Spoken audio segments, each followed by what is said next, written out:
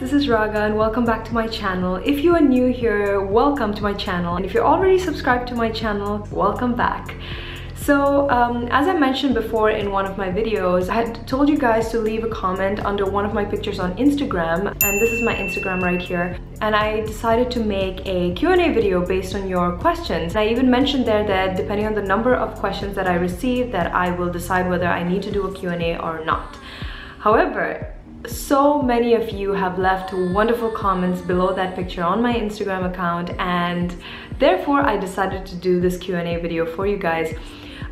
It is a little bit delayed because many of you wanted to watch another video about how to prepare for the MStrix exam, and therefore I had to make that video prior to making this video. But as they say, it's better late than never, right?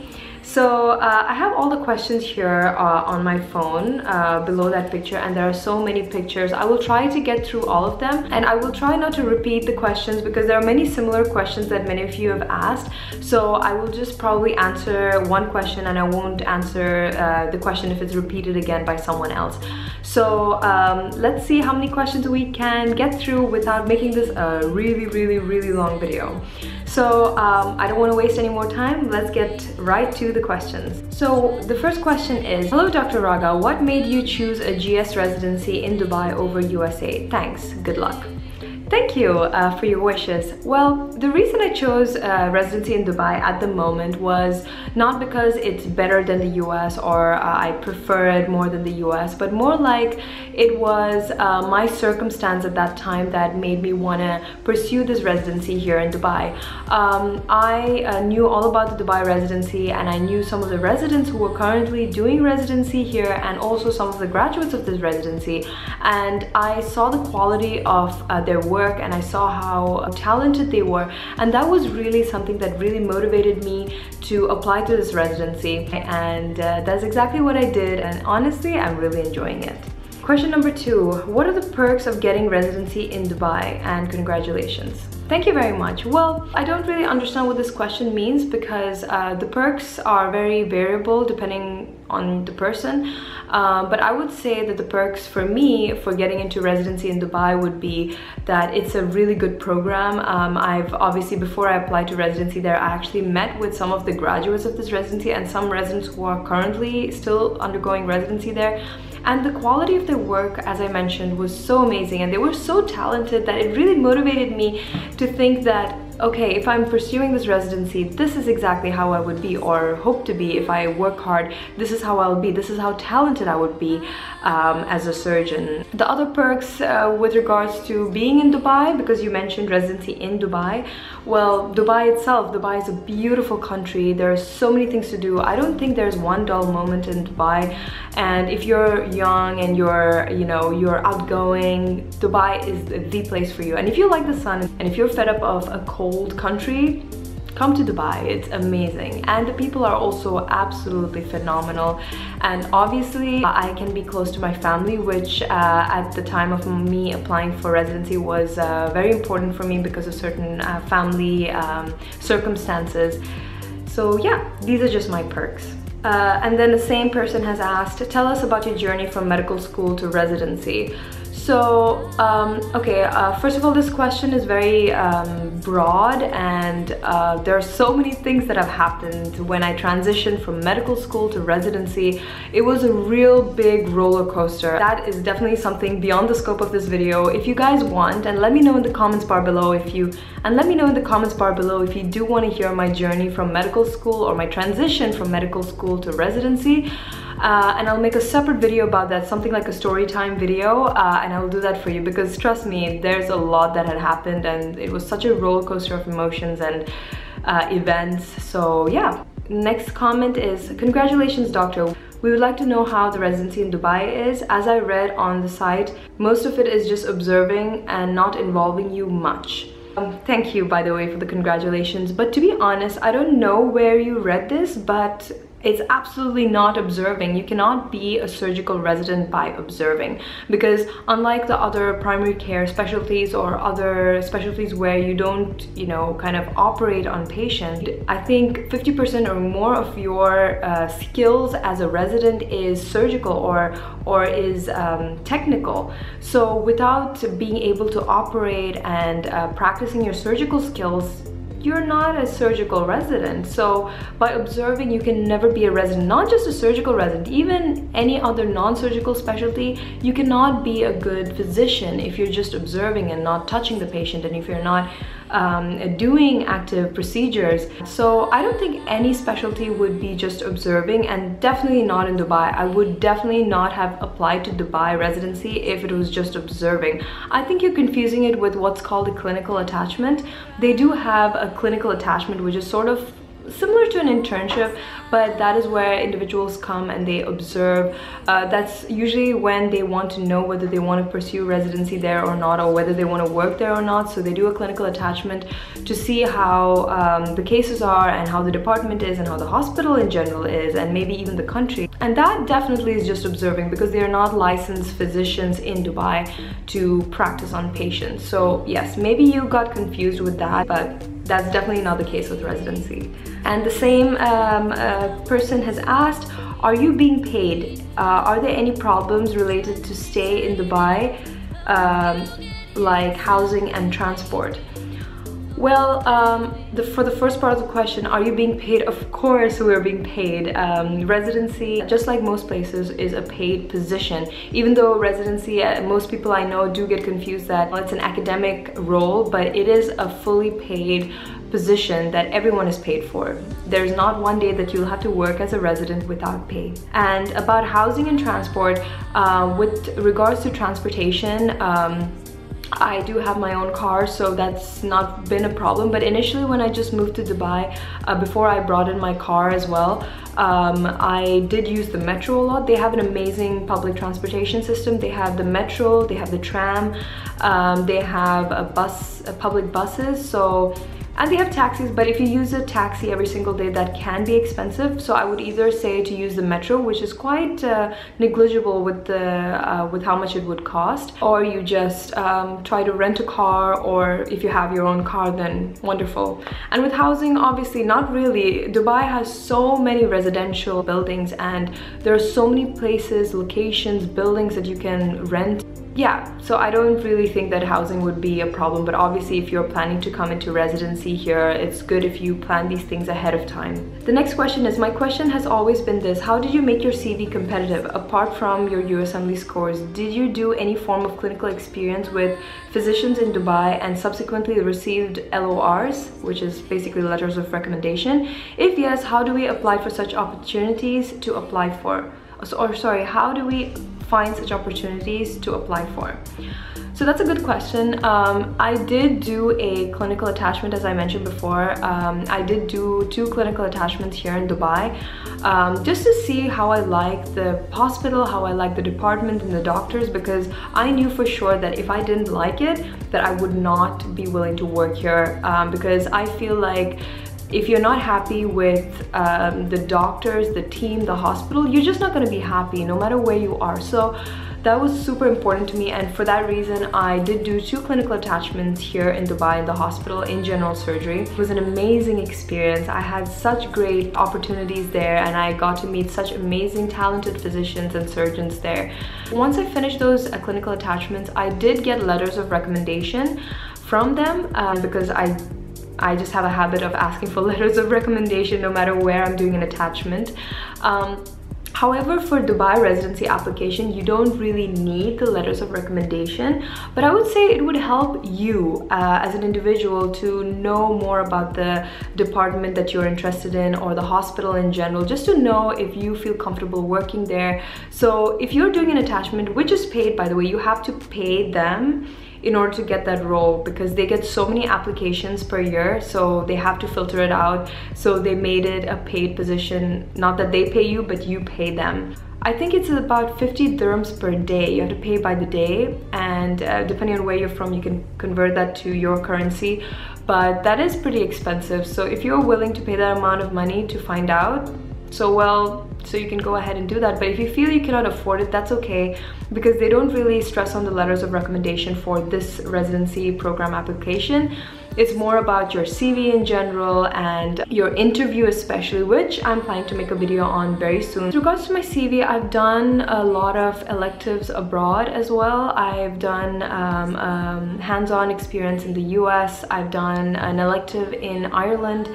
I have done an observership in, again, the US when I was in pre-med, and I also did an observership in India where there's a large case inflow. And also I did get my ATLS certification. For those of you who don't know what the ATLS is, it's the Advanced Trauma Life Support. It's sort of like the surgical ACLS, if you know what I mean. The ATLS is basically to train you how to deal with trauma patients, and that's mostly for surgeons, emergency physicians, orthopedic surgeons, and even anesthesiologists. So, and not only that, I got an instructorship in the ATLS, so I'm an instructor right now. So I think all of these things put together on my CV made my CV strong. And also my grades in medical school and my GPA was good, thankfully. And for that reason, all of this put together probably is what made my CV strong. But you can do several things to strengthen your CV. And if you've not watched that video of mine, you can watch that video up. I'll put the link right here. You can watch that video and get more tips on how to strengthen your CV. Another comment is keep grinding. So another comment is, hey Dr. Raga, thanks for the last video. Does one need an Emirates ID before applying for this exam? Now, an Emirates ID is a local identification ID card that you get when you're living in Dubai. And yes, you unfortunately do need this Emirates ID before you apply for the exam. And if you have family here in Dubai, or if you have gotten another job here in Dubai, then you automatically do get an Emirates ID. Or if you have someone who can sponsor you here in Dubai, you can get an Emirates ID and therefore apply with that for residency. Congratulations, Dr. Raga. Please tell us how you prepare for the residency exam in Dubai. Well, I've already made this video. If you haven't watched it already, here is the link to that video. The next question is, does one need clinical practice in Dubai to apply for residency? No, you absolutely do not need clinical experience, if I think that's what you mean. You do not need that before applying to residency in Dubai. You can just be from somewhere totally different and never been in a hospital in Dubai, and you can still apply for the residency as long as you meet the other requirements that they ask for. Another question is, hi Dr. Raga, I've seen your videos and they're all helpful. I have one question regarding Dubai residency. As I have an MBBS from China, but I didn't clear my country exam yet. So for the residency in Dubai, do they need my country license exam, or I can directly apply for that exam? Or is there any need for experience? Well, I don't know what the procedure is in China, but all I know is that you need a valid MBBS or MD degree, that is your basic graduate medical certificate, before you apply to residency, and that is residency worldwide. You need to be officially having your MD or MBBS certificate, depending on what you get from your medical school, in order to apply for residency in Dubai. You don't need, as I mentioned before, you don't need experience in Dubai itself, and you don't need experience outside actually. You just need that certificate, and I think they also require a 1 year of internship, which is usually normal in some parts of the world. And even for me, I had a year of internship after I graduated, so they would ask you maybe for a year of internship once you've done it, but that you can do either in your country or you can do that even in Dubai. I didn't do my internship here in Dubai, so I don't know about the process of application for internship here, but if you guys want to find out, I can definitely find out from one of my friends and let you guys know. Another question is, please, I need more details and resources for the Dubai exam, and if it's really hard, and if I need a lot of time to prepare for it. Now, as I mentioned in my previous video, it is not an easy exam, definitely not. People, they study and they think they know the material, and they go into the exam and then they get a grade that they were not expecting.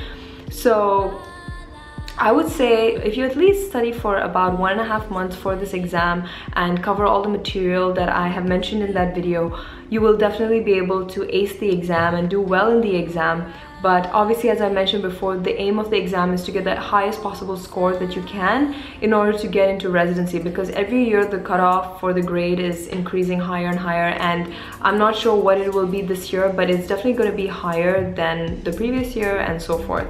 So definitely don't be worried, don't stress out. If you just follow my study tips that I mentioned in my video on how to prepare for the exam, and if you devote that amount of time and do your own research on the information that you want to study, you will definitely be able to do well in the exam and get a good score. Is it hard like the USMLE, or our preparation in the USMLE helps us? I would say that my USMLE preparation definitely did help me a lot in this exam, because a lot of the information I already had in my mind.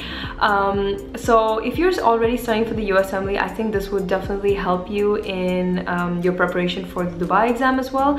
And no, I would not say that the Dubai entrance exam is as difficult as the USMLE, because the USMLE is the hardest medical licensing exam in the world. So yeah, I doubt that any exam would be as difficult as the USMLEs. Hi Dr. Rao, congrats on getting through to Dubai residency. Thank you so much for doing these videos. You're welcome, I love doing it too. You inspire me so much. Oh, that's amazing to hear. I'm so glad that I'm having this sort of influence on some of you. Thank you so much. And do they have a dermatology residency in Dubai? I would be so grateful if you shed light on the DRTP since there aren't any vloggers from Dubai residency doing the same. All the best for your residency. Thank you so much for that wonderful comment, and that's a good question. Well, they do have dermatology residency, but just like the US, the residency program here is only 2 seats per year and so competitive. And it's unlike, usually they would prefer local graduates over foreign graduates. So I would say dermatology would be a very tough specialty to apply for, especially because they just have 2 seats per year. So I would say that you're really cutting your chances really short if you're applying for dermatology residency.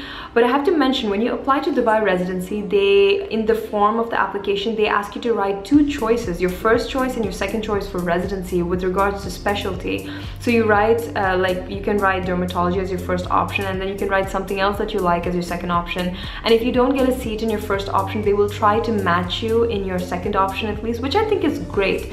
So rather than being residency less, they will try their best to match you to your second option if it's not already filled.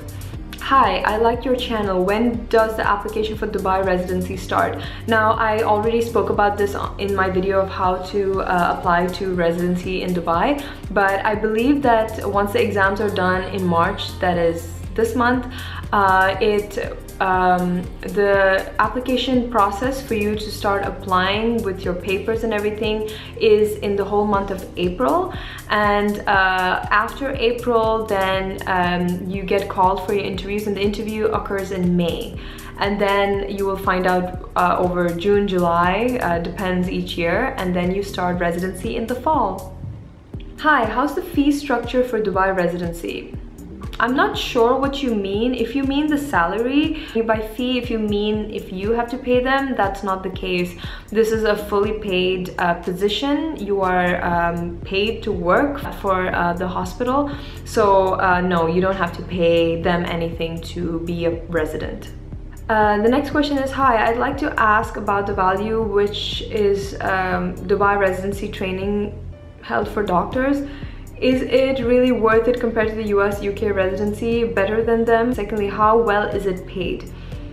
Okay, so there are many questions here. So I would say the Dubai residency is definitely a very competitive residency.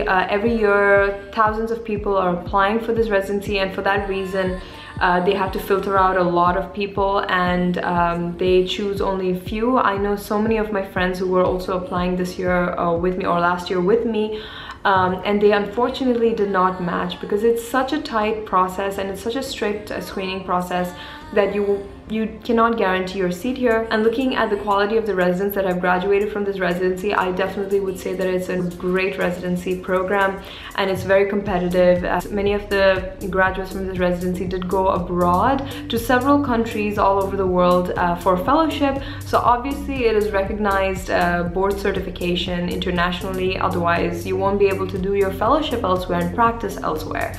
So yeah, I hope that answers your question.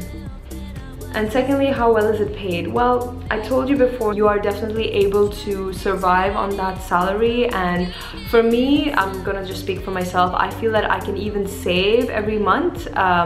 So that is great. It's amazing when you can save part of your salary every month.